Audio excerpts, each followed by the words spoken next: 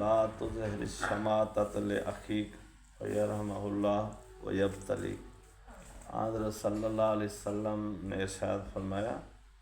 کہ اپنے بھائی کے عیبوں کو لوگوں کے سامنے ظاہر مت کرو، اگر ایسا کرو گے تو اللہ اس پہ رحم فرمائے گا اور آپ کو پھر اللہ رسوا اور شرمندہ بنائے گا۔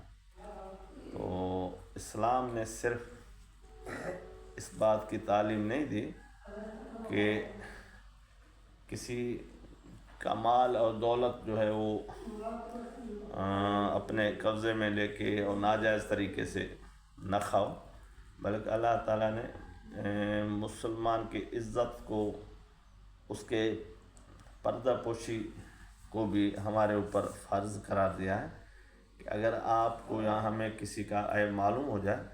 تو ہم بھی اس پہ پردہ رکھیں، اس کا پردہ داری نہ کریں، اس کو رسوا اور خوار نہ کریں۔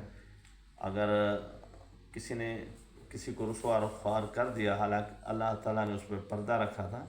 تو پھر اللہ تعالیٰ اس پہ رحم فرمائے گا اور پھر اسی عیب میں آپ کو مبتلا فرما لے گا۔ وہی عیب آپ کے اندر نہ ہوگا تو وہ پیدا بھی ہو جائے گا اور پھر اسی عیب میں آپ رسوا اور خوار اور خراب ہو جاؤ گے۔ تو اسی لیے آپ صلی اللہ علیہ وسلم فرمایا جو دنیا میں کسی کے گناہوں پر، عیبوں پر پردہ ڈال دیتا ہے اللہ کی رضا کے لیے، تو قیامت کے روز اللہ تعالیٰ اس کے تمام گناہوں پہ پردہ ڈال کے اور اس کو جنت میں داخلہ فرمائے گا۔ تو یعنی کسی پر پردہ رکھنا یہ اپنی بخشش اور جنت میں جانے کے لیے ایک سند اور سرٹیفکیٹ ہے۔ تو اسی لیے ہمیں چاہیے کسی کا کوئی اگر ہمیں عیب معلوم ہو جائے تو اس کے عیب کو ہم چھپا لیں، کیونکہ اللہ نے اس کے عیب کو چھپایا ہے۔ ہاں اگر اس میں کسی کی حق تلفی ہو رہی ہے، مثلا کوئی کسی کی چوری کر رہا تھا، آپ نے دیکھ لیا،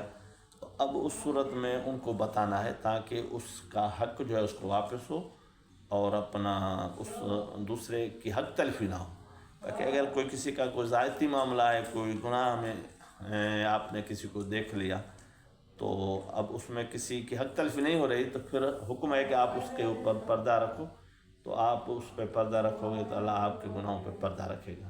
اور پھر آپ کے اللہ بخشش فرما لے گا۔ اللہ تعالیٰ سے دعا ہے کہ آپ اور ہم سب کو پردہ پوشی کی توفیق عطا فرمائے۔ وما علینا الا البلاغ المبین۔ الحمد